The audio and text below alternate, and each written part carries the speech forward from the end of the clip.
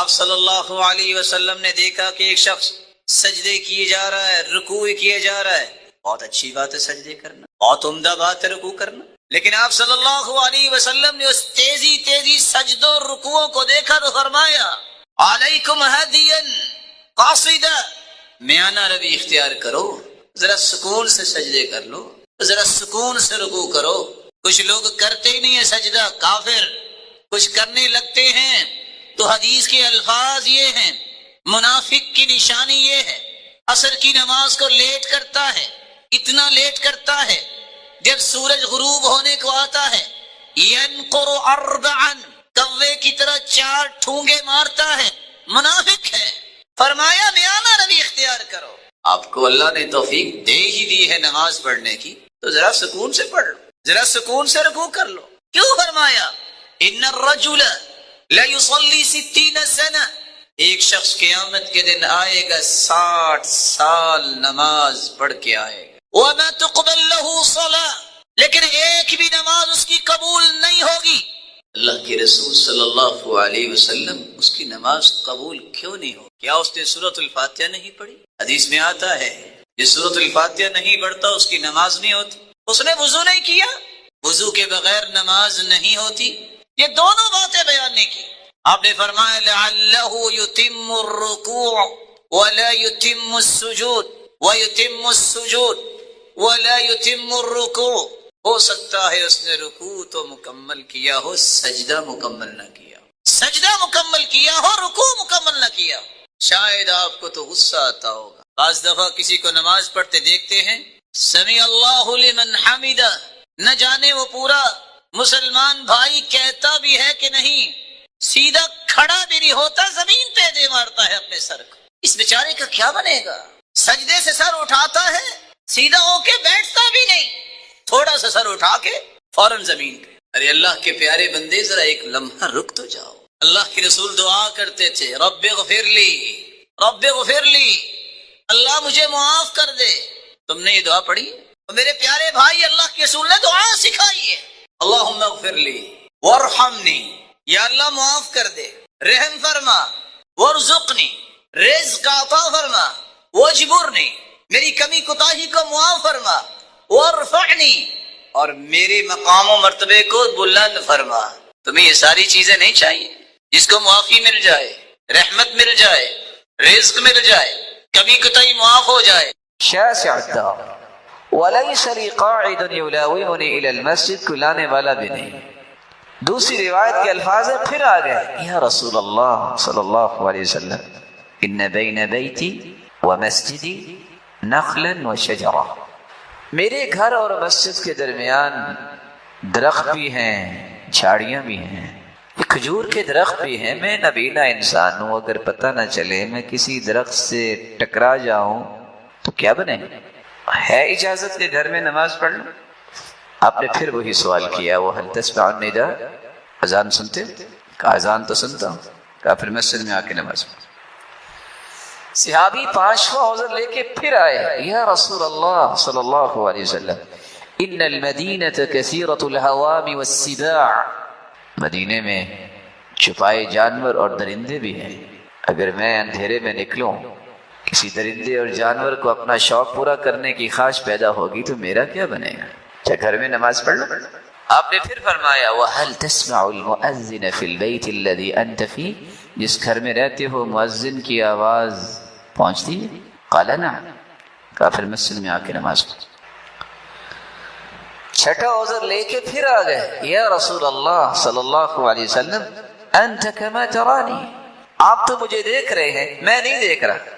قد ذهب بصری، میری آنکھوں کی روشنی ختم ہو چکی، وجبر سنی، بوڑھا ہو چکا، ورق عظمی، تو میری ہڈیاں بھی باریک ہو چکی، اب بھی اجازت نہیں کہ میں گھر میں نماز پڑھ لیا کروں. قال وهل تسمع حي على الصلاة حي على الفلاح، آواز پہنچتی ہے کہ آؤ نماز کی طرف، آؤ کامیابی کی طرف. کہا اللہ کے رسول آواز تو پہنچتی ہے. تو آپ نے فرمایا حی اللہ، پھر مسجد میں آ کے نماز. 6 عذر پیش کیے، نبینے ہیں، گھر مسجد سے دور ہے، کوئی لانے والا نہیں، گھر اور مسجد کے درمیان درخت ہے، درندے اور جانور ہیں اور بڑھاپا آ گیا ہے، ہڈیاں باریک ہو گئی، اجازت نہیں ملی۔ میں اور آپ ذرا سوچے تو صحیح، جس کو اللہ نے آنکھوں کی نعمت دی ہے، گلی گلی میں مسجد ہے، کسی لانے والے کی ضرورت نہیں، امن کی کیفیت ہے، کڑیل جوان ہے، اگر یہ پھر بھی مسجد میں آ کے نماز نہیں پڑھتے تو قیامت کے دن 7واں کون سا عذر پیش کریں گے؟ جب تک مسجدوں کو نماز کے ساتھ آباد نہیں کریں گے اس وقت تک نہ قوم بنے گی، یہ ہجوم رہے گا، نہ یہ قوم و ملت کی بلندی کے نوجوان باعث بنیں گے، اور نہ ہی ان مسجدوں کی دیواروں سے وہ رونقیں نظر آئیں گی جس کے لیے یہ مسجدیں بنائی جاتی۔ آپ صلی اللہ علیہ وسلم نے اس لیے خوشخبری سنائی تھی، من صلی للہ 40 یوما فی جماعہ یدرک التکبیرۃ الاولی کتبت له براءۃ من النار وبراءۃ من النفاق۔ 40 دن جو تکبیر اولا کے ساتھ نماز پڑھ لیتا ہے 2 انعامات سے نوازا جائے گا، نہ وہ منافق ہوگا اور جہنم سے بھی آزاد ہوگا۔ آج ابن سماع کو کہاں سے ڈھونڈ کے لائیں جو کہا کرتے تھے 40 سال ہو گئے کوئی بھی نماز میں نے جماعت کے بغیر نہیں پڑھی۔ آج سعید بن مسیب ڈھونڈنے سے نہیں ملتے جو کہا کرتے تھے 50 سال ہو گئے مؤذن اذان بعد میں کہتا، میں مسجد میں پہلی صف میں بیٹھا ہوتا تھا۔ آج سلیمان ابن مہران الاعمش کہاں سے تلاش کرے جو کہتے ہیں لم تفتنی التکبیرۃ الاولی منذ 70 سنہ، 70 سال ہو گئے میری تکبیر اولا فوت نہیں ہوئی۔ آج معاشرے کو ایسے لوگوں کی ضرورت ہے جن کی عبادت کو دیکھ کے غیر مسلم بھی مسلمان ہو جائیں، لیکن آج یہ مسلمان 24 کروڑ جس وطن عزیز کے اندر ہے، ذرا غور کیجئے نمازی کتنی؟ آپ کہہ سکتے ہیں کہ 10 کروڑ نمازی؟ دیانتداری سے بتا کہہ سکتے ہیں؟ 5 کروڑ جماعت کے ساتھ نماز پڑھنے والے آپ کہہ سکتے ہیں؟ ذمہ داری ہے میری اور آپ کی، جو نماز نہیں پڑھتے ان کو نماز سکھانے کے لیے اگر اللہ نے یہ جگہ دی ہے تو اس کو نماز سکھانے اپنی صلاحیتیں لگائیں، اور ان کو یہ بتائیں جو نماز نہیں پڑھتا معاند ہے، کہتا ہے نماز کی ضرورت نہیں ہے، کتابیں اس کے بارے میں 5 باتیں لکھتی ہیں۔ لا یغسل، ایسا شخص فوت ہو جائے تو اس کو غسل نہیں دیا جاتا، ولا یکفن، اس کو کفن نہیں پہنایا جاتا، ولا یصلی علیہ، اس کی نماز جنازہ نہیں پڑھی جاتی، ولا یدعا له بالمغفرہ، اس کی بخشش کی دعائیں نہیں کی جاتی، ولا يدفن في مقابر المسلمین، اور نہ ہی اسے مسلمانوں کے قبرستان میں دفنایا جاتا ہے، ولا يرث الكافر المسلم، اگر معاند ہے، انکاری ہے اور اسی حالت میں چلا گیا اس نے نماز نہیں پڑھی، اس کی اولاد اس کی وارث نہیں بن سکتی۔ ہمیں دوسری اس بات کی بھی کوشش کرنی ہے جو نمازی تو ہیں لیکن سنت کے مطابق نماز نہیں پڑھتے، میرے پیارے بھائی، وہ میرے محترم بزرگ، وہ میرے پیارے بیٹے، جب سے کائنات بنی ہے آج تک محمد الرسول اللہ صلی اللہ علیہ وسلم جیسی ہستی اللہ نے پیدا ہی نہیں کی۔ مخلوق میں سے وہ اپنی ذات کے اعتبار سے بھی بے مثال ہے تو اپنی ہر بات کے اعتبار سے بھی بے مثال ہے۔ ان کا طریقہ اور سلیقہ جب تک اختیار نہیں کیا جائے گا کبھی بھی وہ عمل اللہ کے ہاں کوئی ویٹیج حاصل نہیں کر سکتا۔ من عمل عملا لیس علیہ امرنا فہو رد، جو بھی شخص عمل کرتا ہے سنت کے مطابق نہیں، مردود ہے۔ میں ادب سے سوال کرنا چاہوں گا کہ اللہ کے رسول صلی اللہ علیہ وسلم نے نماز نہیں پڑھی؟ اس کا حدیثوں میں تذکرہ نہیں آیا؟ کان اذا قام الى الصلاة کبر، جب بھی آپ نماز کے لیے کھڑے ہوتے تو اللہ اکبر کہتے۔ کھولیے صحیح بخاری اور صحیح مسلم۔ ورفع یدیہ حذو منکبیہ، اپنے دونوں ہاتھوں کو کندھوں کے برابر لے جاتے، حیال اذنیہ، کانوں کی لو کے برابر لے جاتے، اور سنن ابی داؤد کی روایت ثم یشد بہما علی صدری، پھر اپنے سینے پہ دونوں ہاتھوں کو باندھ لیتے۔ جو شخص اپنی من مانی سے نماز پڑھتا ہے جبکہ حکم یہ ہے صلو کما رأیتمونی اصلی، میرے صحابہ اس طرح نماز پڑھو جس طرح مجھے نماز پڑھتے دیکھا ہے۔ اس شخص نے اللہ کے رسول کی نماز کے مطابق نماز نہیں پڑھنی، مجھے یہ بتائیے کل قیامت کے دن وہ اس کا اجر کہاں سے لے گا؟ قبول ہی نہیں۔ پیمانہ یہ ہے، جب تک اللہ کی رضا کے لیے عمل نہ ہو، جب تک سنت کے مطابق عمل نہ ہو، اس وقت تک قبول ہی نہیں۔ سیدنا حسن بصری اس لیے فرمایا کرتے تھے لا يقبل القول الا بالعمل، کوئی بھی دعویٰ عمل کے بغیر قابل قبول نہیں۔ ولا يقبل القول والعمل الا بالنیہ، کوئی بھی قول اور عمل نیت کے بغیر کوئی حیثیت نہیں رکھتا۔ ولا يقبل القول والعمل والنیہ الا باتباع السنہ، اور جب تک سنت کے مطابق نیت نہ ہو، قول نہ ہو، عمل نہ ہو، اس وقت تک تینوں کی کوئی حیثیت نہیں، قبول نہیں۔ میری اور آپ کی ذمہ داری یہ بھی ہے، رواداری کا جھوٹا ٹائٹل چھوڑیے کہ کسی کو چھیڑو نہ اور اپنا کام چھوڑو نہ۔ مسلمان ہو تو تمہیں سب کچھ چھوڑنا پڑے گا، صرف اختیار کرنا پڑے گا تو محمد مصطفیٰ کا طریقہ اختیار کرنا پڑے گا۔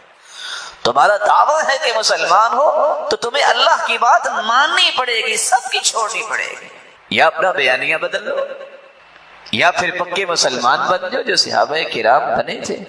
وہاں تو ماں کہہ رہی تھی بیٹا تم نے اسلام نہ چھوڑا تو میں بھوکی مر جاؤں گی، تم گلیوں میں جایا کرو گے، لوگ اشارے کریں گے یا قاتل امی، اوے ماں کے قاتل کہاں جا رہے ہو؟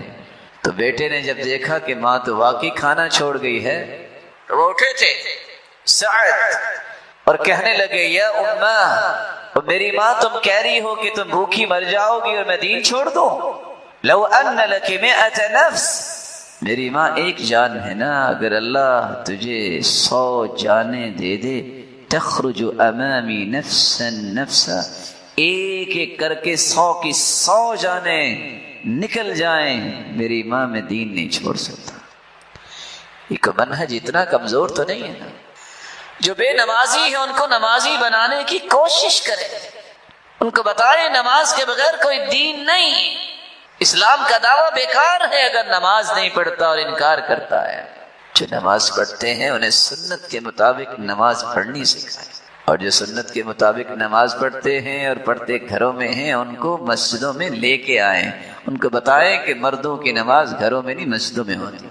صحیح مسلم کی روایت ہے لو انکم صلیتم فی بیوتکم لترکتم سنت نبیکم ولو ترکتم سنت نبیکم لضللتم عن سواء السبیل وَلَقَدْ رَأَيْتُنَا وَمَا يَتَخَلَّفُ عَنْهَا إِلَّا مُنَافِقٌ مَعْلُومُ النِّفَاقِ، اگر تم نے گھروں میں نمازیں پڑھنا شروع کر دی تو نبی کی سنت کو ترک کر دو گے، نبی کی سنت کو ترک کرو گے تو جادہ حق سے، صراط مستقیم سے گمراہ ہو جاؤ گے، ڈی ٹریک ہو جاؤ گے۔ اور صحابی یہ کہتے ہیں کہ اللہ کے رسول کے زمانے میں نماز سے پیچھے وہی رہتا تھا جو خالص منافق ہوتا۔ کچھ لوگ کہتے ہیں جی بس کیا کریں، تھکاوٹ ہوتی ہے، سر بھاری ہو جاتا ہے۔ میں مسند بزار کی روایت پڑھ رہا تھا کہ منافقوں کی نشانیوں میں سے ایک نشانی یہ ہے الذین تثاقلت رؤوسهم عن الصلاة، جن کے سر بھاری ہو جاتے ہیں نماز کے وقت، یہ منافق ہونے کی نشانی۔ پھر انسان نے قرآن پڑھا ہو، صحیح بخاری کی روایت ہے سمرہ بن جندب رضی اللہ تعالی عنہ بیان کرتے ہیں کہ اللہ کے رسول صلی اللہ علیہ وسلم نے فرمایا جب مجھے لے جایا گیا معراج کے لیے تو میں نے دیکھا مختلف واقعات میں سے ایک یہ بھی تھا، ایک شخص بیٹھا ہوا ہے اور ایک کے ہاتھ میں پتھر ہے، اس کے سر پہ مارتا ہے، اس کے سر کو کچل دیتا ہے، پتھر لڑکتا ہوا آگے جاتا ہے، پھر وہ پکڑتا ہے۔ میں نے کہا یہ کون ہے بد نصیب؟ جواب میرا الذی یأخذ القرآن ویرفضہ وینام عن الصلاة المکتوبہ، یہ ہے جس نے قرآن تو پڑھا تھا، فرض نماز ہو رہی ہوتی اور یہ صاحب سوئے ہوتے تھے۔ آج اس کو کوئی پریشانی نہیں سمجھا جاتا۔ سلف کی حالت تو یہ تھی کہ ایک شخص بیٹھ کے رو رہا ہے، دوسرے نے پوچھا آپ کیوں رو رہے ہیں؟ کہتے آج نماز با جماعت رہ گئی تھی۔ کہتے پھر کیا ہوا؟ کہتے ابھی کچھ ہوا ہی نہیں ہے، اللہ نے مجھے اس لائق سمجھا ہی نہیں ہے کہ مجھے اپنے سامنے کھڑا کرے، اور وہ رو رہے۔ صحابی اپنے بیٹے سے سوال کرتے ہیں ادرکت التکبیرۃ الاولی، بیٹا تکبیر اولی کے ساتھ نماز پڑھی؟ کہ ابا جان آج تکبیر اولی رہ گئی۔ صحابی کا جواب سنیے گا، لما فاتک خیر من 100 ناقہ کلها سود العیون، بیٹا اگر 100 اونٹنیاں سیاہ آنکھوں والی مل جاتی تو مجھے اتنی خوشی نہ ہوتی جتنی تیری تکبیر اولی کے ساتھ نماز پڑھنے میں خوشی ہوتی۔ اب میں نے اونٹنیوں کا نام لیا ہے تو بات کا وزن آپ کے سامنے نہیں آیا، میں آج کل کے دور کے مطابق اس کا ترجمہ کر دیتا ہوں۔ اس دور میں اونٹنی جس کا تذکرہ ہوا اتنی قیمتی تھی جتنی V8 آج قیمتی۔ اگر کسی کے گھر کے دروازے کے سامنے 100 V8 گاڑیاں کھڑی کر دی جائیں، 8 کروڑ 64 لاکھ اس کی قیمت ہے، اور کیز اس کے حوالے کر دی جائیں، دیانتداری سے بتائیے اس کی خوشی کو معیار کیا جا سکتا ہے؟ صحابہ کو تکبیر اولی کے ساتھ نماز پڑھنے کی خوشی اس سے زیادہ تھی۔ آج ہمیں کچھ 4-5 ہزار روپے مل جائیں تو نیند نہیں آتی، لیکن نماز کا پوچھے او بس جی دفتر میں لیٹ ہو گیا۔ اللہ کے رسول سے بڑھ کے تو آپ مشہور نہیں ہیں۔ وہ کیسے لوگ تھے، مار مار کے پھونکے، مار مار کے پھونکے، جب لوہا مولڈ کرنے کے قریب ہوتا ہتھوڑا پکڑتے، آواز آتی اللہ اکبر، وہیں رکھ دیتے، کہتے بس اب اللہ ہی بڑا ہے، میرا کاروبار اور میری دکان بڑی نہیں ہے۔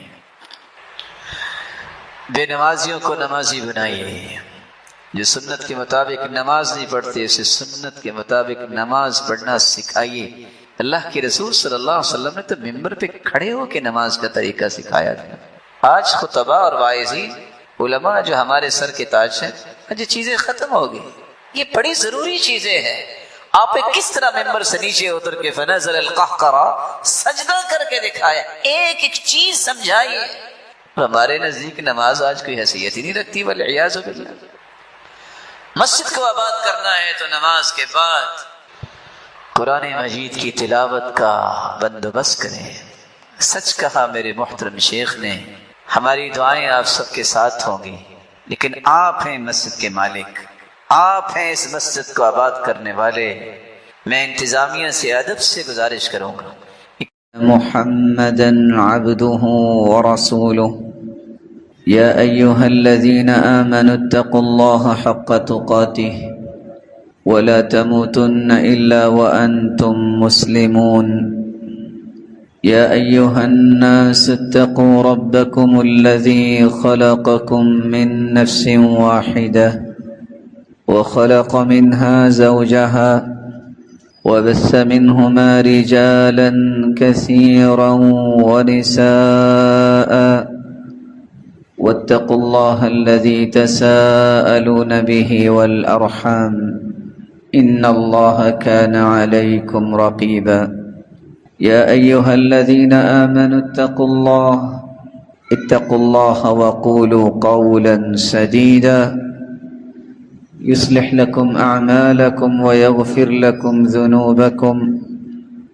ومن يطع الله ورسوله فقد فاز فوزا عظيما أما بعد فأعوذ بالله من الشيطان الرجيم والله يريد أن يتوب عليكم ويريد الذين يتبعون الشهوات أن تميلوا ميلا عظيما۔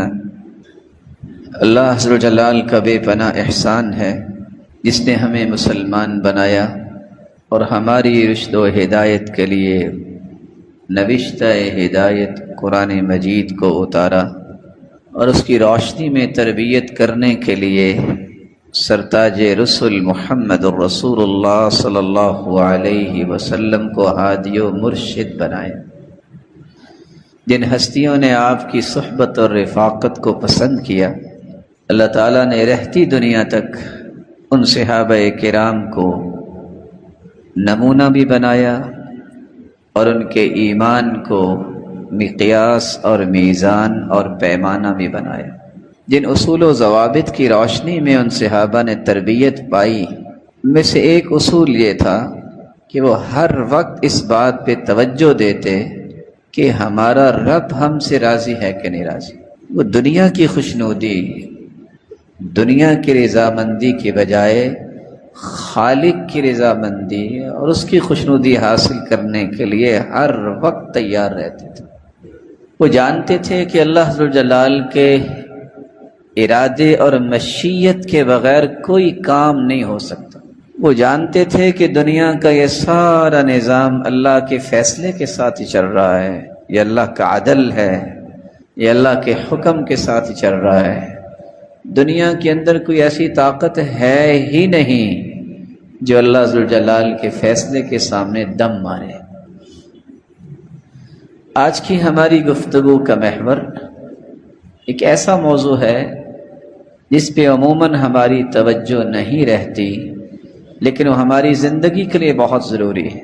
وہ ہے کہ اللہ ذوالجلال کا ارادہ جب کسی کے ساتھ بھلائی کا ہو تو پھر کیا فیصلے ہوتے ہیں، اور اللہ ذوالجلال کا ارادہ جب بھلائی کا نہ ہو تو پھر مخلوق کے ساتھ فیصلے کیا ہوتے ہیں۔ اہل سنت والجماعہ کا یہ عقیدہ ہے کہ ارادہ بھی اللہ ذوالجلال کی ایک صفت ہے، جیسا کہ اس کی شان اور عظمت کو لائق ہے۔ ایک ارادہ انسان کرتا ہے، ایک ارادہ اللہ ذوالجلال کا ہے، نافذ وہ ہوگا جو اللہ ذوالجلال کا ارادہ ہے۔ ارادے کی بنیادی طور پہ دو قسمیں ہیں، ایک ہوتا ہے ارادہ کونیہ، یہ مشیت کے معنی میں ہے، کائنات کے جملہ امور کے متعلق اللہ نے ایک ارادہ کیا، اس کو ارادہ عامہ کہتے ہیں۔ حدیث کے الفاظ ہیں، اللہ ذوالجلال جب ارادہ کرتے ہیں کسی انسان کی روح کو قبض کرنے کا، تو جہاں اس کی روح کو قبض کرنا ہوتا ہے وہاں کوئی ضرورت رکھ دیتے۔ وہ کبھی بھی بندہ وہاں نہیں گیا، لیکن اس دن جائے گا جس دن اس کی روح قبض کی جائے۔ ان اللہ تبارک و تعالی اذا اراد قبض روح عبد بارض جعل له فيها حاجہ، اللہ تعالیٰ جب کسی کی روح کو قبض کرنا چاہتے ہیں تو ارادہ کیا ہے کہ فلاں جگہ اس کی روح نکلے گی۔ انسان جس کو خیال بھی نہیں ہوگا، یہ اللہ کے ارادے کے مطابق ہی چلے گا اور وہاں پہنچے گا اور اس کی روح کو قبض کر لیا جائے گا۔ ارادے کی دوسری قسم ہے ارادہ شرعیہ۔ اس کا مطلب یہ ہے کہ اللہ ایسی چیز کا ارادہ کرے جس سے اللہ راضی ہے، اللہ خوش ہوتے ہیں۔ قرآن مجید میں اللہ ذوالجلال فرماتے ہیں فَمَن يُرِدِ اللَّهُ أَن يَهْدِيَهُ يَشْرَحْ صَدْرَهُ لِلْإِسْلَامِ، اللہ جب کسی بندے سے خوش ہونا چاہتے ہیں، کسی سے راضی ہونا چاہتے ہیں، تو ارادہ کیا کرتے ہیں؟ اس کو شرح صدر عطا کر دیتے ہیں۔ وہ دین کی بات سننا پسند کرتا ہے، وہ نمازوں کی پابندی پسند کرتا ہے، وہ قرآن پڑھنا اور پڑھانا پسند کرتا ہے۔ یشرح صدرہ للاسلام، کوئی نصیحت کرے تو غور سے سنتا ہے۔ لیکن اللہ جب کسی سے راضی نہیں ہوتا، یجعل صدرہ ضیقا حرجا کأنما یصعد فی السماء، تو کیفیت کیا ہوتی ہے؟ اس شخص کے سامنے قرآن پڑھو، وہ کہتا ہے جان چھوٹ جائے تو اچھا ہے، نصیحت کرو تو بات نہیں سنے گا، کبھی بھی وہ دین کی بات سننے کے لیے تیار نہیں ہوگا، کبھی بھی اس کے سامنے قرآن و حدیث کھول کے بیٹھ جو توجہ نہیں دے گا۔ اصل میں یہ بدقسمت انسان ہے جس سے اللہ ذوالجلال نے خیر کا ارادہ ہی نہیں کیا۔ مجھے اور آپ کو بھی یہ سوچنا ہے کہ میری اور آپ کی کیفیت کیا ہے؟ کیا دین کے بارے میں شرح صدر ہے؟ کیا دین کی بات سننے سے ہمیں لذت آتی ہے؟ قرآن پڑھنے سے، اللہ کا ذکر کرنے سے، اچھی باتیں پڑھنے اور پڑھانے اور سمجھنے اور سمجھانے، کسی بڑے کا احترام کرنے، چھوٹے پہ شفقت کرنا، ان ساری چیزوں پہ جب انسان کو خوشی محسوس ہو تو اسے سمجھ لینا چاہیے کہ اللہ اس سے راضی ہے اور اللہ نے آپ کے ساتھ خیر کا ارادہ کیا ہے۔ اور اگر یہ ساری چیزیں پسند نہ ہوں، بلکہ پسند یہ ہو کہ گانے سننے ہیں، پسند یہ ہو کہ ورگل گفتگو کرنی ہے اور ایسی مجلسیں اٹینڈ کرنی ہے، تو کوئی آپ کے اوپر وہی تو نہیں آ سکتی، وہی تو منقطع ہو چکی۔ لیکن یاد رکھیے گا، آپ دھوکہ دے رہے ہیں اپنے آپ کو، آپ بدبخت لوگوں کی صف میں جا چکے ہیں جن سے اللہ ذوالجلال جو ہے وہ راضی نہیں ہے۔ رسول اکرم صلی اللہ علیہ وآلہ وسلم نے اس لیے صحابہ کرام کو چند نشانیاں بیان کر دی اس چیز کی کہ غور کر لو کہ اللہ ذوالجلال کس سے راضی اور خوش ہے اور کس سے ناراض اور کس سے غیر راضی ہے۔ سب سے پہلی نشانی، اللہ ذوالجلال جب کسی کے ساتھ خیر کا ارادہ کرتے ہیں تو اسے دین کی نعمت سے نواز دیتے ہیں۔ اللہ کے رسول صلی اللہ علیہ وسلم کا فرمان ہے، مسند احمد کی روایت ہے، ایما اہل بیت من العرب او العجم اراد اللہ عز وجل بهم خیرا ادخل علیہم الاسلام، کسی بھی عربی اور عجمی میں سے جس کے ساتھ اللہ ذوالجلال خیر کا ارادہ کریں، اسے پسند کر لیں، اس سے راضی ہو جائیں، تو سب سے پہلی نشانی یہ ہے اللہ اسے ایمان کی دولت سے نواز دیتے۔ 7.5 ارب لوگ ہیں دنیا میں، 6 ارب کافر ہیں، 1.5 ارب مسلمان ہیں، تو اللہ ذوالجلال نے رضامندی کا ارادہ کیا تو کتنے لوگوں کے ساتھ؟ جو مسلمان ہیں، جن کو اللہ نے اسلام کی نعمت سے نواز دی۔ بقیہ لوگ دنیا جہان کی باتیں کرتے رہے، یاد رہنا چاہیے یہ بد نصیب ہیں کہ اللہ کے رسول کی آمد کے بعد بھی اللہ کے رسول کو انہوں نے تسلیم نہ کیا اور قرآن کی حقانیت کو تسلیم نہیں کیا، محروم ہے۔ دوسری نشانی یہ ہے کہ اللہ ذوالجلال جب کسی کو پسند کرتے ہیں تو اسلام کی نعمت کے بعد اسے علم اور بصیرت عطا کر دیتے۔ جاہل تو دنیا کو بھی پسند نہیں ہوتا۔ اسی سفیان بیان کرتے ہیں، ما اعلم عملا افضل من طلب العلم وحفظه لمن اراد اللہ تعالی به خیرا۔ مسند احمد کی روایت ہے، من یرد اللہ به خیرا یفقهه فی الدین، اللہ جس کو پسند کر لیتے ہیں، جس سے راضی ہوتے ہیں، اسے دین کی بصیرت عطا کر دیتے ہیں، سمجھ عطا کر دیتے ہیں۔ اس کو پتہ ہے میں نے کیا کرنا ہے عبادت میں، کیسے عبادت کرنی ہے، اس کو پتہ ہوتا ہے کہ میں نے زندگی کیسے گزارنی ہے، اس کو پتہ ہوتا ہے میں نے تجارت کیسے کرنی ہے، اس کو پتہ ہوتا ہے میری سیاست کیسے ہونی چاہیے، میرے معاملات کیسے ہونے چاہیے۔ یہ دین کی سمجھ اور بصیرت، یہ اللہ ذوالجلال کی رضا اور خوشنودی کا سبب ہے۔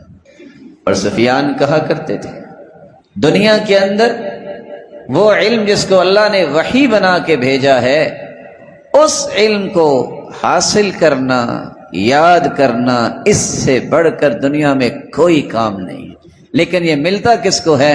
لمن اراد اللہ به خیرا، اللہ جس کے ساتھ راضی ہونا چاہتے ہیں، جس پر اللہ ذوالجلال جس سے محبت کرنا چاہتے ہیں، تو اسے پھر علم کی دولت سے نواز دیتے۔ تیسری نشانی، اللہ ذوالجلال کا جب ارادہ ہوتا ہے کہ میں نے اپنے فلاں بندے کو اپنا محبوب بنانا ہے، اس سے راضی ہونا ہے، تو اسے صراط مستقیم پہ چلاتے ہیں۔ اذا اراد اللہ بعبد خیرا افرغ علیہ السداد وکنفہ بالعصمہ، اللہ ذوالجلال جب کسی کے ساتھ خیر اور بھلائی اور خوشی اور محبت اور رضامندی کا ارادہ کرتے ہیں تو اللہ ذوالجلال اسے زیادہ حق صراط مستقیم کی توفیق دے دیتے ہیں اور گناہوں سے محفوظ کر لیتے ہیں۔ اس کا مطلب یہ نکلا جو صراط مستقیم پر نہیں ہے اللہ تعالیٰ کا پسندیدہ نہیں ہے۔ چوتھی نشانی یہ ہے جس کو آج ہم نے بہت ہلکا محسوس کر لیا، رب تعالیٰ جب کسی کو پسند کرتے ہیں، کسی سے راضی ہوتے ہیں، کسی کے ساتھ خیر و بھلائی کا ارادہ کرتے ہیں، تو اذا اراد اللہ بالشاب خیرا وفق له رجلا صالحا، اللہ ذوالجلال کسی بھی نوجوان کو جب پسند کرتے ہیں تو اس کی نشانی یہ ہے نوجوان کا ساتھی ایسا دے دیتے ہیں جو نیک اور صالح انسان ہوتا ہے۔ نوجوانوں کے لیے بہت بڑا ایک سوال ہے کہ اپنی دوستیوں کو چیک کرے، اپنی مجلسوں کو چیک کرے، اپنی کچن کیبنٹ کو چیک کرے، رائٹ لیفٹ دیکھے کون بیٹھے ہیں، نیک لوگ ہیں تو خوش ہو جائے، یہ نوجوان اللہ کا محبوب ہے۔ جس کو کوئی عالم دین میسر آ جائے وہ اس سے محبت کرتا ہے، اس کے ساتھ بیٹھتا ہے، کسی نیک نوجوان کے ساتھ بیٹھتا ہے، یہ اللہ کا پسندیدہ ہے۔ اور جو بیٹھتا ہی ایسے لوگوں کے ساتھ ہے جن کو نہ نماز نصیب ہے، نہ روزہ نصیب ہے، نہ خیر کی بات، وہ صرف فساد مچانا چاہتے ہیں، سمجھ لے کہ یہ اللہ ذوالجلال کے ہاں بدبخت انسان ہے۔ وہ اپنی کڑیل جوانی پہ ناز کرے گا تو کب تک؟ جب موت آئے گی تو یہ ساری جوانیاں ریت بن جاتی ہیں۔ پانچویں نشانی، اللہ ذوالجلال جب ارادہ کرتے ہیں کسی سے محبت کا، خیر خواہی کا، کسی سے راضی ہونے کا، تو اللہ تعالیٰ اس کے وقت میں برکت ڈالتے ہیں، وقت کی حفاظت کی توفیق دے دیتے ہیں۔ اذا اراد اللہ بالعبد خیرا اعانہ بالوقت۔ ہم وقت کی قدر ہی نہیں سمجھتے۔ عمر بن عبدالعزیز کے پاس ایک شخص آیا کہ آؤ ذرا بیٹھ کے گپ شپ لگا لیں۔ انہوں نے کیا کہا؟ انہوں نے کہا اچھا تم سورج کو پکڑو، اس کو روکو تاکہ یہ نہ آگے جائے غروب ہونے کے لیے، تو میں گپ شپ لگا لیتا ہوں۔ وقت جو ہے، الوقت کالسیف، یہ ایک تلوار ہے، لو لم تقطعہ یقطعک، اگر تم اس کو اچھے طریقے سے استعمال نہیں کرو گے تو یہ تلوار تمہیں کاٹ کے رکھ دے گی۔ اور اللہ کے رسول کا فرمان ہے نعمتان مغبون فیہما کثیر من الناس الصحۃ والفراغ، دو نعمتوں کی قدر انسانیت نہیں کرتی، ایک صحت کی اور ایک وقت کی۔ جب وقت ضائع ہو جاتا ہے تو پھر بیٹھ کے روتا ہے، جب اللہ نے صحت دی ہوتی ہے تو کوئی کام نہیں کرتا، جب بیمار ہوتا ہے تو تب سمجھ آتی ہے کہ اس سے کھڑے ہو کے نماز بھی نہیں پڑھی جاتی، دنیا کا کوئی کام نہیں کر سکتا۔ ان دو نعمتوں کی قدر کرنے میں لوگ بہت دھوکہ کھاتے ہیں۔ چھٹی نشانی یہ ہے کہ اللہ ذوالجلال جب کسی کو اپنا پسندیدہ بنانے کا ارادہ کرتے ہیں، جس سے خوش ہونا ہوتا ہے، اس کو قلبی بیداری نصیب کرتے ہیں۔ قلبی بیداری کیا ہے؟ اذا اراد اللہ بعبد خیرا، محمد بن سیرین بیان کرتے ہیں اللہ ذوالجلال جب کسی کو پسند کر لیں، اس سے خوش ہو جائیں، اس سے راضی ہو جائیں، تو اللہ ذوالجلال جعل له واعظا من قلبی، اس کے دل میں ایک واعظ و نصیحت کرنے والی کیفیت پیدا کر دیتے ہیں۔ دل ہی سمجھاتا ہے، نماز لیٹ ہو رہی ہے، دل ہی کہتا ہے کیا کر رہے ہو، اٹھو نماز پڑھو۔ دل ہی کہتا ہے کسی کو دکھ نہیں دینا، دھوکہ نہیں دینا، تم مومن ہو، جھوٹ نہیں بولنا، یہ منافقوں کا کام ہے۔ وہ کیا کر رہے ہو، بڑا ہے اس کا ادب کرو، چھوٹے پہ شفقت کرو۔ دل جو ہے اس کے اندر بیداری اللہ عطا کر دیتے ہیں۔ لیکن جب دل مردہ ہو جائے تو سمجھ لو کہ اللہ ذوالجلال اس کو پسند نہیں کر رہے، نہ اس کو نماز کا خیال، نہ اس کو کسی نیکی کا خیال، نہ اس کو حرام و حلال کی تمیز۔ یہ ایسا دل ہے جو قلب میت ہے، مردہ دل، یہ اللہ کے ہاں پسندیدہ نہیں ہے۔ ساتویں نشانی جس سے یہ پتہ چلتا ہے کہ اللہ ذوالجلال نے محبت کا ارادہ کیا ہے، اللہ جب جس سے خوش ہونا چاہتے ہیں، جس سے راضی ہونا چاہتے ہیں، جسے اپنا محبوب بنانا چاہتے ہیں، جس کو عطائیں کرنا چاہتے ہیں، تو میمون بن سیاح بیان کرتے ہیں اذا اراد اللہ بعبدہ خیرا حبب الیہ ذکرا، اللہ ذوالجلال جب کسی کو پسند کرتے ہیں تو اس کے نزدیک ذکر الہی کو محبوب بنا دیتے۔ نماز کے بعد دیکھو ذکر کر رہا ہے، صبح کے اذکار، شام کے اذکار، شاپ پہ بیٹھا ہے تو فارغ نہیں بیٹھے گا، سبحان اللہ، الحمدللہ، اللہ اکبر، لا الہ الا اللہ۔ سفر میں دیکھو تو تب بھی حسبی اللہ، لا حول ولا قوت الا باللہ۔ اس کی زبان پہ اللہ کا ذکر جاری ہوتا ہے، یہ اصل میں نشانی ہے کہ اللہ ذوالجلال کا پسندیدہ ہے اور اللہ اس سے راضی ہونے کا ارادہ کر چکے ہیں، تو اللہ اسے ذکر کی محبت عطا کر دیتا۔ اور دنیا کے اندر انسان تذکرہ تو اس کا ہی زیادہ کرتا ہے جس سے محبت زیادہ ہوتی ہے۔ اسے امام غزالی کہا کرتے تھے دیکھا کرو آپ کے پاس جو بیٹھے، وہ زیادہ اللہ کی بات کرتا ہے کہ مخلوق کی بات کرتا ہے۔ آپ کو سمجھ آ جائے گی کہ اس کی محبت زیادہ مخلوق سے ہے کہ خالق سے۔ جس کے پاس 2 گھنٹے بیٹھو اس نے اللہ رسول کی بات ہی نہیں کی، وہ اسی جھنجٹوں میں لگا ہوا ہے، بس اس نے یہ کہا، اس نے یہ کہا، اس نے یہ کہا۔ اس مسکین کو آپ کیسے کہہ سکتے ہیں کہ اس کا کوئی اللہ سے تعلق ہے؟ محمد بن عون سے کسی نے کہا تمہارے پاس بیٹھتے ہیں، وہ تم بات ہی اچھی کرتے، تم کسی کا تذکرہ اور کسی کی غیبت کرتے ہی نہیں ہو، وہ تمہیں مسئلہ کیا، تم انسان نہیں ہو؟ کہتے ہیں میں نے اپنی ساری غلطیاں دور کر لی ہیں کہ اب لوگوں کی غلطیوں کا ٹھیکہ اٹھا لوں، جب میری اصلاح ہو جائے گی پھر میں لوگوں کی بھی بات کروں گا، میں تو اپنی اصلاح پہ لگا رہتا ہوں۔ یہ لوگ ہیں جن کو اللہ ذوالجلال نے چن لیا ہوتا ہے، پیارے بنا لیا ہوتا ہے، محبوب بنا لیا ہوتا ہے۔ 8ویں نشانی جس سے یہ پتہ چلتا ہے کہ اللہ ذوالجلال نے کسی بندے کے ساتھ ارادہ کیا کیا ہے، جس کے ساتھ خیر اور بھلائی کا ارادہ کیا ہو، اللہ نے جس کو اپنا محبوب بنانا ہو، جس سے اللہ ذوالجلال راضی ہونا چاہتے ہوں، تو اسے 3 خصلتیں عطا کر دیتے ہیں۔ اذا اراد اللہ بعبد خیرا جعل فیہ 3 خلال۔ یہ اللہ کے محبوب کی 3 نشانیاں سامنے آتی ہیں۔ فقہ فی الدین، زہادۃ فی الدنیا، بصر بعیوبہ۔ دین کی گہری سمجھ اور دنیا کے اندر زہد، تقوی اور اپنے عیبوں کی پہچان اسے ہو جاتی ہے، یہ میری کمی کوتاہی ہے، اسے میں نے دور کرنا ہے۔ اور جس بندے کو یہ ہو کہ میرے اندر کمی کوتاہی ہے ہی کوئی نہیں، اس کو سمجھ لینا چاہیے کہ وہ اللہ ذوالجلال کی رحمت سے دھتکارا ہوا ہے، وہ شیطان کی پٹری پہ چل رہا ہے، انسان ہے۔ وَمَا سُمِّيَ الْإِنسَانُ إِلَّا لِنَسِيٍ۔ انسان کو انسان کہتے اس لیے کہ بھول جاتا ہے، کمی کوتاہی تو ہر بندے سے ہو جاتی ہے۔ یہ عیبوں سے منزہ اور مبرہ اللہ ذوالجلال کی ذات ہے۔ انبیاء کو اللہ نے معصوم بنایا ہے، انسان اس سے تو کسی وقت بھی کوئی غلطی ہو جاتی۔ جب تک یہ شعور نہیں نصیب ہوتا انسان کو کہ میری کمی ہے کہ آج مجھ سے نماز لیٹ ہوگی، یہ میری کوتاہی ہے بہت بڑی کہ میں نے اللہ کا قرآن نہیں پڑھا، یہ میرے اندر بہت بڑی سستی ہے کہ میں نے نیکیوں کے کام پہ توجہ نہیں کبھی دی، میں نے اپنی زبان کی حفاظت ہی نہیں کی، یہ جھوٹ بھی بولتی ہے، دھوکے بھی دیتی ہے اور طرح طرح کی باتیں بھی کرتی ہے۔ جب تک یہ احساس بیدار نہیں ہوتا، اللہ کا محبوب نہیں بنتا۔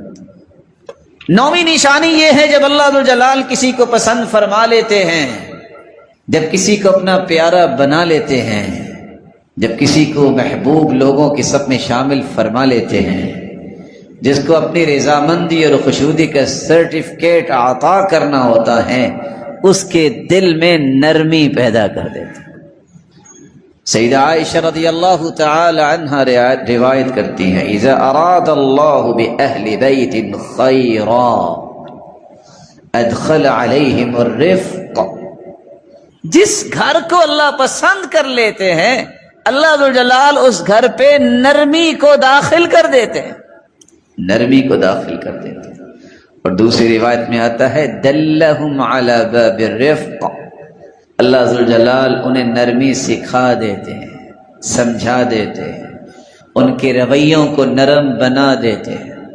اب ایک شخص جس کے گھر سے ہر وقت لڑائی کی آوازیں آئیں، فساد اٹھے، بیوی کی مار کٹائی ہو رہی ہے، بچوں کو گالیاں دی جا رہی ہیں اور پڑوسیوں سے ہے دھینگا مشتی ہو رہی ہے، یہ بھی کہے کہ میں تو اللہ کے ہاں بڑا مقام رکھتا ہوں، یہ اس بیچارے کی بھول ہے۔ اللہ کے ہاں مقام اس کا ہے جس کو اللہ نے نرمی عطا کر دی۔ رسول اللہ صلی اللہ علیہ وسلم تشریف فرما تھے، یہودیوں نے آ کے ایک چال چلی، آ کے کہتے ہیں السلام علیکم، السلام علیکم نہیں، السلام علیکم، لام نہیں بولی، اس کا مطلب یہ ہے کہ تم پہ موت ہو۔ ہم تو غور ہی نہ کرتے سلام کہتے وقت، تو آپ نے سنا اور فرمایا وعلیکم، تم پہ موت ہو۔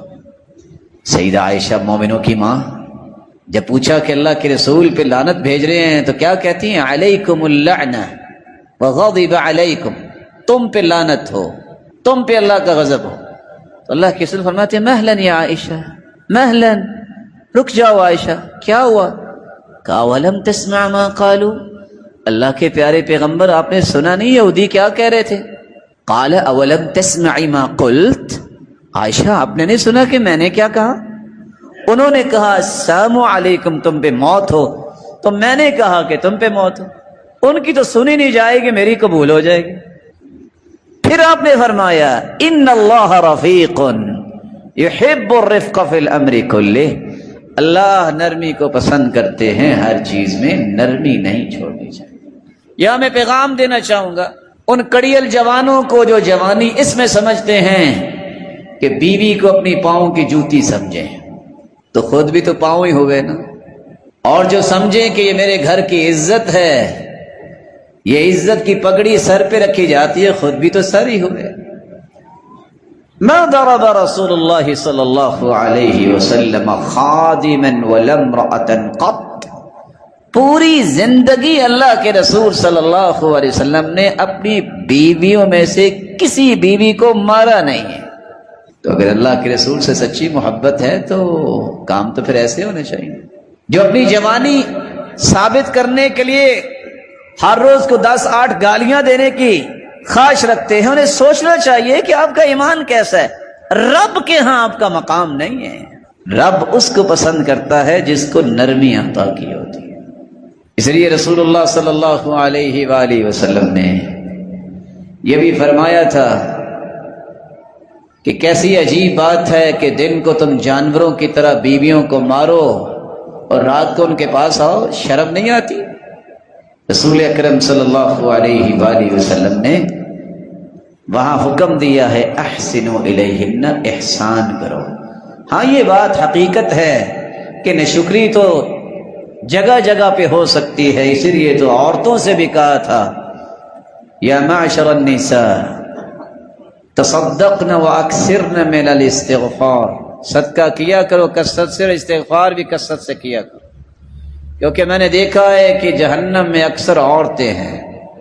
پوچھا اللہ کی رسول مرد کیوں نہیں زیادہ جہنم میں، عورتیں کیوں ہیں؟ کہا 2 وجہ، ساری زندگی کو نیکی کرتا رہے، بیوی سے احسان کرتا رہے، جب اس کا موڈ آف ہو جائے تو یہ قسم اٹھاتی ہے، جیسے کہ صحیح بخاری کی روایت ہے واللہ ما رأیت منک خیرا قط، اللہ کی قسم پوری زندگی تجھ سے مجھے سکون اور چین نہیں ملا، سکھ نہیں ملا۔ یہ ناشکری ہے اس کی۔ اور دوسرا، چھوٹی چھوٹی بات پہ یہ لان تان کرنے لگ جاتی ہیں، جس کے نتیجے سے یہ جہنم میں جائیں۔ صدقہ ہے جن کو بچائے گا، استغفار ہے، اللہ سے توبہ ہے جنہیں بچائے گا۔ 10ویں نشانی جس سے یہ پتہ چلتا ہے کہ کوئی اللہ کا محبوب ہے کہ نہیں، رسول اکرم صلی اللہ علیہ وسلم نے فرمایا اذا اراد اللہ بعبد خیرا جعل غناہ فی نفسہ وتقاہ فی قلبہ، سلسلہ صحیحہ کی روایت ہے 3350۔ کسی نے دیکھنا ہو کہ اللہ کا محبوب ہے کہ نہیں، اپنے آپ کو دیکھے۔ اگر اللہ نے اس کے دل کو غنی بنا دیا ہے اور اس کے دل و دماغ میں تقوی پیدا کر دیا ہے، خوش ہو جائے کہ یہ اللہ کا محبوب ہے۔ دل کا غنی کیا ہے؟ آپ نے دیکھا ہوگا کتنے کروڑوں کے مالک ہیں، آپ 10 منٹ بیٹھ جائیں ان کے پاس، یوں محسوس ہوگا کہ دنیا جہان کا مظلوم اور فقیر یہی ہے۔ کیا کریں جی، خرچے نہیں پورے ہوتے، اگلے دن پتہ چلتا ہے 50 تولے سونا جو ہے وہ چوری ہو گیا ہے، یہ خرچے نہیں پورے ہو رہے۔ اگلے دن پتہ چلتا ہے 10 کروڑ جو ہے وہ اس نے انویسٹ کیا تھا وہ ڈوب گیا ہے، یہ خرچے نہیں پورے ہو رہے۔ اور میں یہ قصہ اکثر نقل کیا کرتا ہوں، کمزور لوگ ہیں ہم، ایک شخص آ کے کہتا ہے جی 35 لاکھ روپے کا نقصان ہو گیا۔ اب ظاہر ہے آپ بھی کتنے یہاں اچھے مجھ سے بیٹھے ہیں جن کو اللہ نے نیکی کی توفیق دی، آپ بھی کسی انسان مومن کی بات سنیں گے پریشان ہوں گے۔ تو میں پریشان سا ہوا، دعا بھی کی، میں نے ویسے ہی پوچھ دیا کہ نقصان کیسے ہوا؟ کہتے ہیں جی پچھلے سال اصل میں 85 لاکھ پروفٹ ہوا تھا، اس سال 50 لاکھ ہوا ہے۔ لا الہ الا اللہ۔ جنہوں نے کبھی 85 لاکھ دیکھا نہیں ہے وہ ہنستے مسکراتے پھر رہے ہیں، جس کے پروفٹ میں کمی آ گئی کہتا ہے جی 35 لاکھ کا نقصان ہو گیا۔ دل کے غنی بنو، کچھ ہو یا نہ ہو زبان پہ مسکراہٹ ہوتی ہے، چہرے کھلے نظر آتے ہیں۔ یہ صحابہ، تابعین، تبع تابعین، اتقیاء، صلحاء، نیک لوگوں کا رویہ، پرواہ ہی کوئی نہیں۔ اور دل کا غنی ہی حقیقت میں غنی ہوتا ہے، امیر ہوتا ہے، سخی ہوتا ہے۔ کچھ لوگوں نے مال جوڑ جوڑ کے رکھا ہے، نہ خود استعمال کیا چھوڑ کے چلے گئے، کوئی زندگی ہے تو شرمندگی شرمندگی ہے. دیکھو تو پھٹا پرانا لباس پہنا ہوگا، دیکھو تو کبھی ٹوٹی سائیکل پہ بیٹھا ہوگا. ان اللہ یحب ان یرا اثر نعمتہ علی عبدہ، اللہ ذوالجلال اس بات کو پسند کرتے ہیں جو اللہ نے نعمت دی اس کا اظہار کرو، لوگوں کو بتانے کے لیے کہ ہمارے پاس کچھ نہیں ہے، ہمارے پاس کچھ نہیں ہے. یاد رکھنا لئن شکرتم لازیدنکم، شکر کرو گے تو اور نعمتیں ملتی ہیں. وَلَئِن كَفَرْتُمْ إِنَّ عَذَابِي لَشَدِيدٌ، نہ شکری کرو گے تو پہلے بھی اللہ چھین لیتے.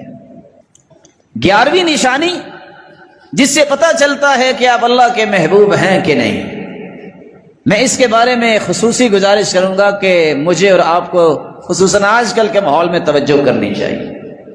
اذا اراد اللہ بعبد خیرا فتح علیہ باب العمل واغلق عنہ باب الجدل.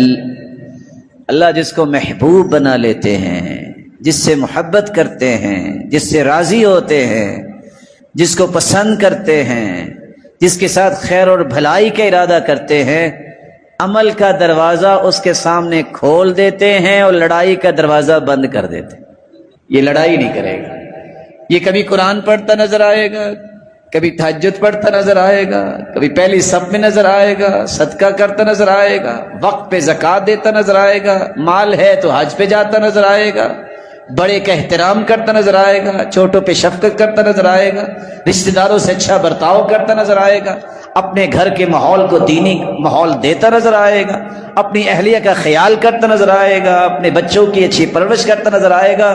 یہ دروازے اللہ عمل کے کھول دیتے ہیں. رہا لڑائی، کبھی نہیں آپ نے سنا ہوگا کس نے لڑائی کی. کیوں؟ یہ اللہ کا پیارا ہے، یہ اللہ کا محبوب ہے، یہ اللہ کا پسندیدہ ہے.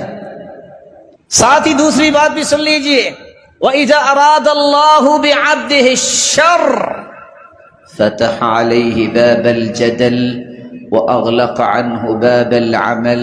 اللہ جب کسی کو پسند نہیں کرتے، کسی کو محروم کرنا چاہتے ہیں، کسی کے خاطر خیر اور بھلائی کے ارادہ نہیں کرتے تو لڑائی کے دروازے کھول دیتے ہیں، عمل کے دروازے بند کر دیتے ہیں.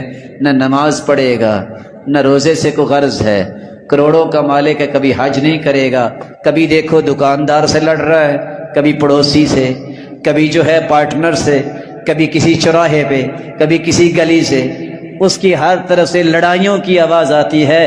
یہ بد نصیب، یہ بدبخت ایسا ہے کہ اللہ نے اس کے ساتھ خیر کا ارادہ کیا ہی نہیں. ایک 12ویں نشانی، کچھ لوگوں کا ذہن ہوتا ہے کہ شاید ہمیں کوئی بیماری آ گئی ہے تو یہ تو بڑی بے انصافی ہو گئی ہے. سیدنا انس بن مالک فرماتے ہیں اذا اراد اللہ بقوم خیرا ابتلاہم، اللہ جب کسی کو پسند کرتے نا پھر آزماتے ہیں. وہ سیدنا بلال سے کسی نے پوچھا، بلال آج تمہیں بڑی باتیں آتی ہیں تو تمہیں اتنی مار کیوں پڑی اسلام لانے پر؟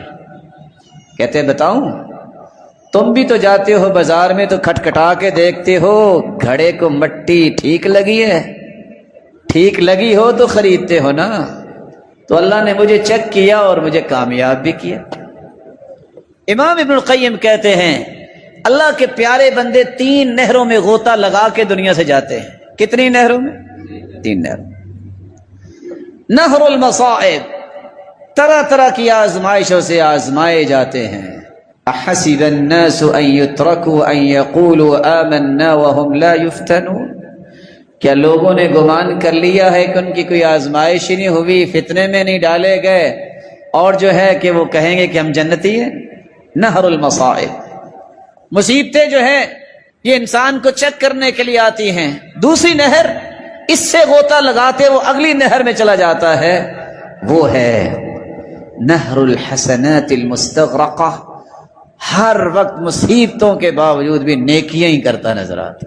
اور تیسری نہر نہر التوبتی النصوح، باوجود اس کے کہ اس پہ آزمائشیں اور مصیبتیں امتحانات آتے ہیں وہ نیکیاں بھی کرتا ہے لیکن پھر بھی اس کی زبان پہ ایک ہی بات آتی ہے، استغفر اللہ، یا اللہ مجھے اپنی نیکیوں پہ اعتماد نہیں، تیری رحمت پہ اعتماد ہے. یا اللہ میں نے تو سبب بھی یہ ڈھونڈا ہے، تیری توفیق سے کو نیکی کی، یا اللہ مجھے معاف کر دینا. اس بندے کو جب اللہ اپنے پاس بلاتے ہیں تو پھر وہ انعامات دیتے ہیں جو اس نے زندگی میں کبھی سوچے نہیں ہوتے۔ ایک 13ویں نشانی بھی ہے کہ اگر کسی نے دیکھنا ہو کہ اللہ مجھ سے پیار کرتے ہیں، محبت کرتے ہیں، مجھے پسند کرتے ہیں کہ نہیں، کعب بیان کرتے ہیں ان لکل زمان ملکہ، ہر دور میں حکمران تو ہوتے، بادشاہ تو ہوتے، امیر تو ہوتے، ولی الامر تو ہوتے، یبعثہ اللہ علی نحو قلوب اہلہ، جیسے لوگ ہوتے ہیں ویسے حکمران۔ فإذا أراد صلاحهم بعث علیہم مصلحا، اللہ جب کسی رعایا کسی قوم کے ساتھ محبت کرتے ہیں تو انہیں حکمران اصلاح کرنے والا عطا کر دیتے ہیں۔ عمر بن عبدالعزیز رحمۃ اللہ علیہ جب بادشاہ بنے، جن کو خلیفہ راشد کے نام سے یاد کیا جاتا ہے، ان سے پہلے جو زمام کار سنبھالنے والے تھے، ایک کو بلڈنگوں کا بڑا شوق تھا، تو ہر روز لوگ اٹھتے کہتے وہ فلاں بلڈنگ کس نے بنائی ہے، چرچا وہی ہوتا جو ذہنیت بادشاہ کی تھی۔ دوسرے کو گانے کا بڑا شوق تھا، تو لوگ صبح اٹھتے کہتے فلاں کا گانا سنا۔ عمر بن عبدالعزیز آئے تو لوگ صبح اٹھ کے پوچھتے رات تہجد میں کتنے پارے پڑے، کیونکہ عمر بن عبدالعزیز یہی کیا کرتے تھے۔ یہاں ایک بات سمجھیے جو اللہ کے رسول نے سمجھا دی ہے، جب اللہ ذوالجلال کسی کے ساتھ خیر کا ارادہ کرتے ہیں، اذا اراد اللہ بالامیر خیرا، کوئی بادشاہ ہے، کوئی امیر ہے، کوئی حکمران ہے، اللہ جب اس کے ساتھ بھلائی اور خیر کا ارادہ کرتے ہیں، اسے پسند کرتے ہیں، اسے اپنا محبوب بنانا چاہتے ہیں، جعل لہ وزیر صدق، اللہ اسے وزیر سچے دیتے ہیں۔ 5 نشانیاں سچے وزراء کی۔ ان نسیہ ذکر، اگر بادشاہ اور امیر بھول جائے تو اچھا وزیر اسے یاد کروا دیتا، وَإِن ذَكَّرَهُ أَعَانَهُ، صرف یاد نہیں کرواتا، اس چیز کی اصلاح کرنے کے لیے مددگار بن جاتا۔ تَأْمُرُهُ بِالْمَعْرُوفِ، ہر وقت نیکی کا مشورہ، ہر وقت خیر کا پروجیکٹ پیش کرتا ہے، صرف نیکی کا مشورہ نہیں دیتا، وَتَحُضُّهُ عَلَيْهِ، مینٹلی پرپیئر بھی کرتا ہے، دلائل دیتا ہے۔ یہ قوم کے لیے بہت ضروری ہے، یہ بہت ضروری ہے کہ معاشرے میں یہ خیر آئے۔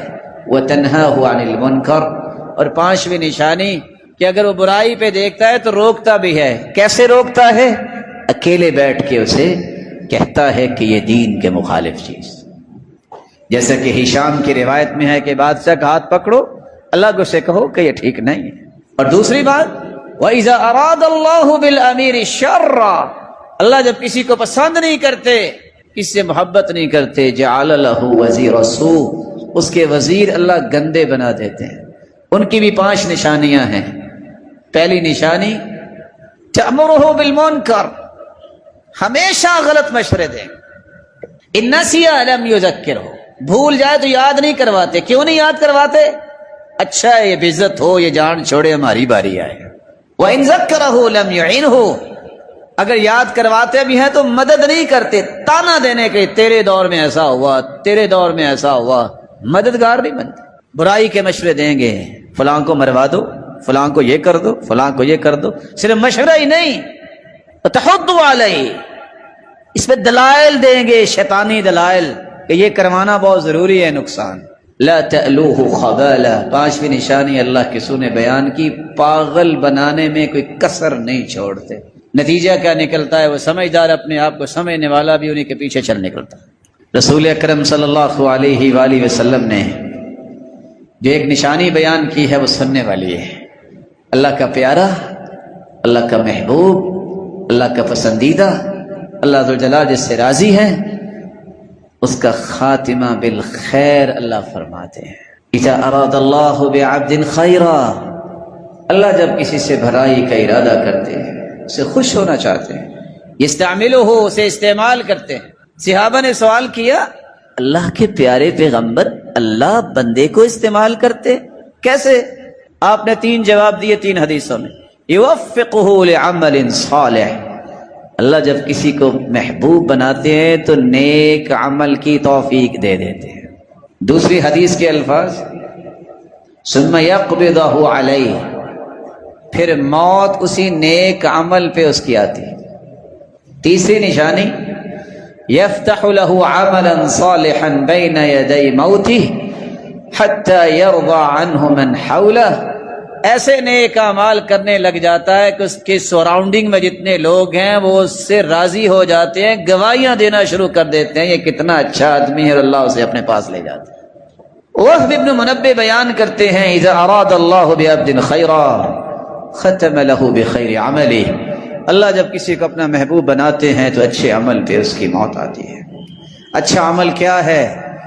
نیک انسان جب فوت ہوتا ہے اس کی زبان پہ کلمہ جاری ہوتا ہے، اس کے ماتھے پہ پسینہ آ جاتا ہے.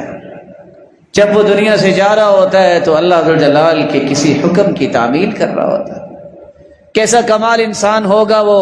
امام ابو زرع رازی 7 لاکھ حدیثوں کا حافظ فوت ہونے لگے.